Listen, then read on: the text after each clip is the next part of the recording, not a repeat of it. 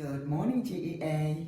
This is Miss D, your fabulous counselor, coming back to check in and see how everybody's doing. I know that you all are doing great, and today we're going to continue our conversation about feelings, about how to deal with our feelings. Today, we are going to talk about dealing with feelings of disappointment. I know that all of us have been disappointed at some point in our lives. But that's okay because it's part of life. The first thing that you need to do whenever you feel disappointed, you have to acknowledge that you're disappointed, because ignoring it and making it seem like you don't care, you're okay, that's not the best way to deal with your feelings. You acknowledge that something has disappointed you or someone has disappointed you, realizing that disappointment is a part of life. So once you realize that you're disappointed, I want you to think about what exactly did disappoint you. Is it a situation or is it a person? Is it something that you can change and do differently so that next time you can avoid that disappointment? Or is it something that's really beyond your control? Because sometimes there are things that happen that disappoint us that are beyond our control, that there's nothing we can do about it. But in that situation, you just need to switch your mind, have a positive outlook on things. For example, let me say you studied very hard for the test and you were hoping to make 100, and then you don't, you make a 90.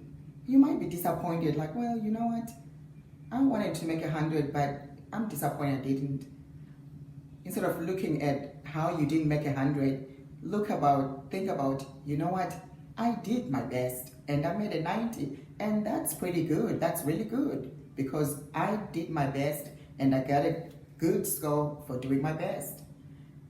That is one thing to look at it.